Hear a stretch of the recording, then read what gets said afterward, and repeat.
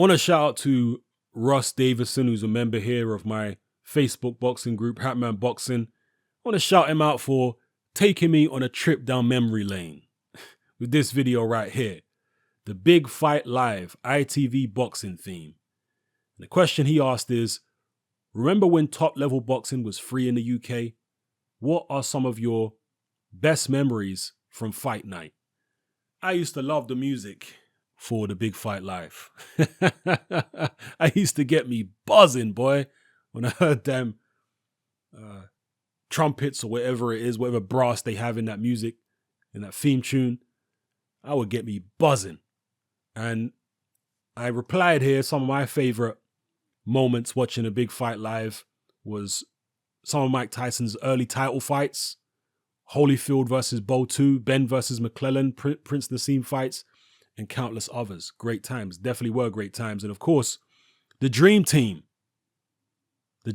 panel that was on the Big Fight Live. They had Gary Newbon, who was the ringside interviewer. Gary Newbon, he did his thing at ringside. He rubbed people up the wrong way a few times.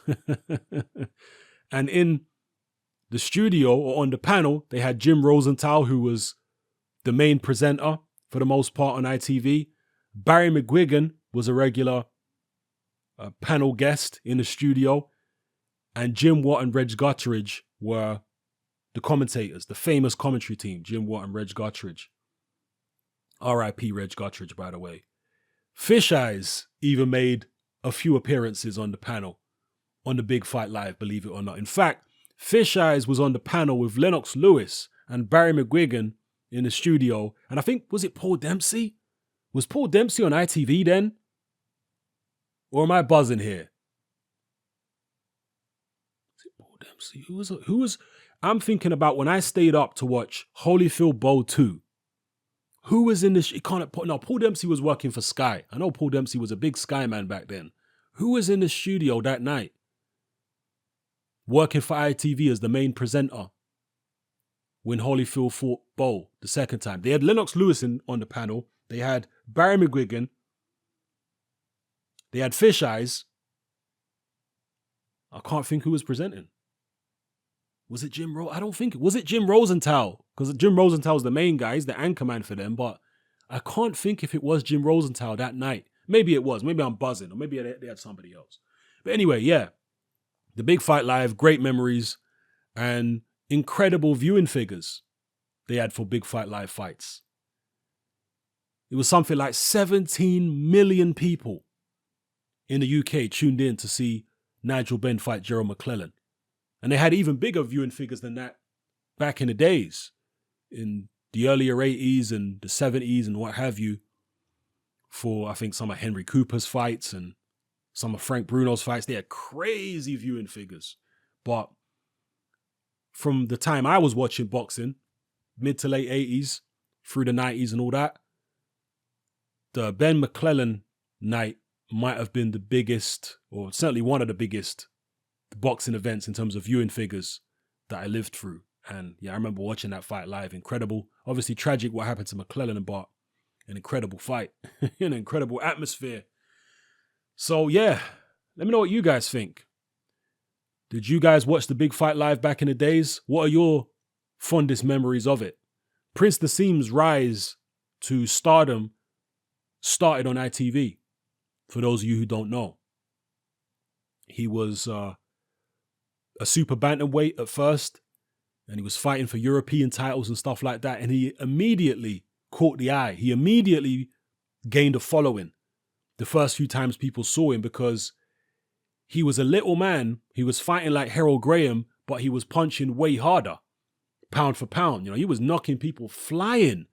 And he was very braggadocious and brash, and he used to do backflips in the ring and stuff like that. So he caught the attention of the public very, very quickly, Prince Naseem. And Prince Naseem, to be honest with you, was one of the best things that ever happened to British boxing in terms of building the popularity of boxing. I don't think I've ever seen a fighter in the smaller weight divisions who became so popular in Britain so quickly as a Prince Naseem. And it's not like, Barry McGuigan's Irish, but Barry McGuigan had a big Irish following and what have you.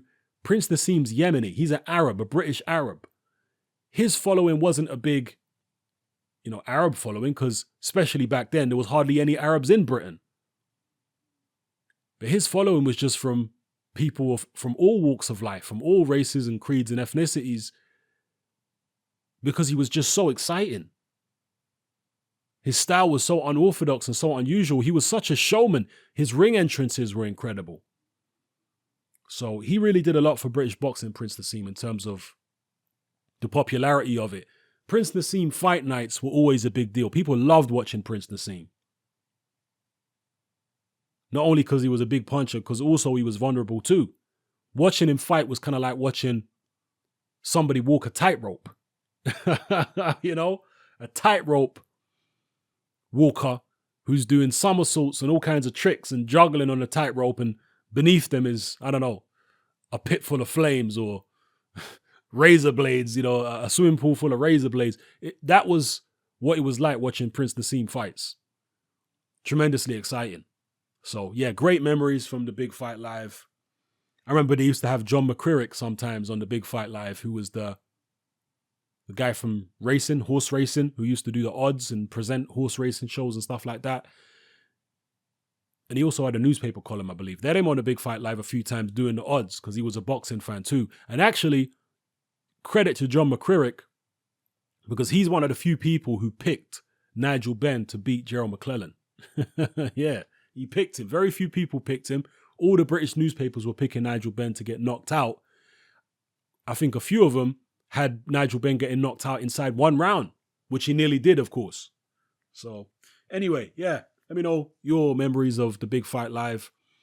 I've got so many, but definitely one of the most memorable was staying up that night watching the Bo Holyfield rematch, when in the middle of the fight, when Holyfield was doing his thing, a guy came in on a parachute and landed in the ring.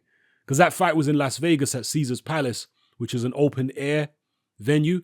They don't really do that many open air boxing events, do they, in Las Vegas anymore? I know in LA at the StubHub, which is kind of like an open air arena, they have that. But in Vegas, they don't really do open air that much anymore. But back then, a lot of the fights were at Caesar's Palace and it was open air. So yeah, that fight I remember like it was yesterday, boy. Holyfield Bo 2 and the fan man, they called him, parachuted into the ring. I think the fan man's actually dead now, that guy. I don't know what happened to him, whether he committed suicide or died in mysterious circumstances. This was many years after the incident in the Bo Holyfield fight. But yeah, the fan man. That's probably my most poignant memory of the Big Fight Live, was the Bo Holyfield 2 night. I couldn't believe what I was seeing. We're in the middle of a really good fight, and Holyfield, was it Holyfield or was it Bo that was starting to come back? I think maybe Bo was starting to come back, because Bo had some poor rounds, but maybe he was starting to come back when the fan man came in the ring. I can't remember now. I'd have to go back and watch the fight again. But yeah, I just remember it being a very competitive fight. The action was hotting up, and then this guy comes parachuting into the ring. Bizarre.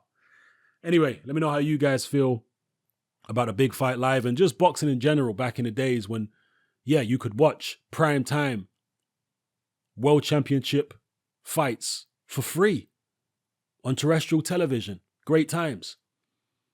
Great times, but I'm going to do a separate video on the attendances for a lot of the fights back then, because a lot of people today, they like to criticize the heavyweight division. Well, let me tell you this. Heavyweight boxing has never been so good in the United Kingdom as it is right now. Trust me on this one. It's never been so good. It's never been as popular as it is now. In my lifetime anyway. Maybe in the days of Henry Cooper and Joe Bogner, it was more popular.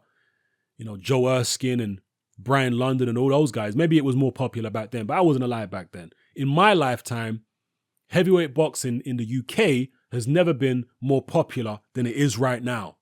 And I'm talking about involving UK fighters, all right? back in the 90s, Lennox Lewis fought Frank Bruno at the Cardiff Arms Park, which was the national. It was certainly the rugby ground for the Wales rugby team, right? The national team at Cardiff Arms Park, and that fight only attracted 25,000 people, and I'm sure that stadium has a capacity of much more than 25,000, and that was Lewis versus Bruno for the heavyweight title, a historic moment in British heavyweight boxing. And there was only 25,000 people in attendance. You look at the amount of people Joshua's bringing to fights now. Lewis Bruno was the equivalent of what today would be Joshua versus Fury. A similar kind of thing. Yeah. You think Joshua versus Fury wouldn't do more than 25,000? It'd do way more than that. So anyway, I'll do a separate video about that. But let me know some of your fun memories in the comment section below. It's happening, I'm out.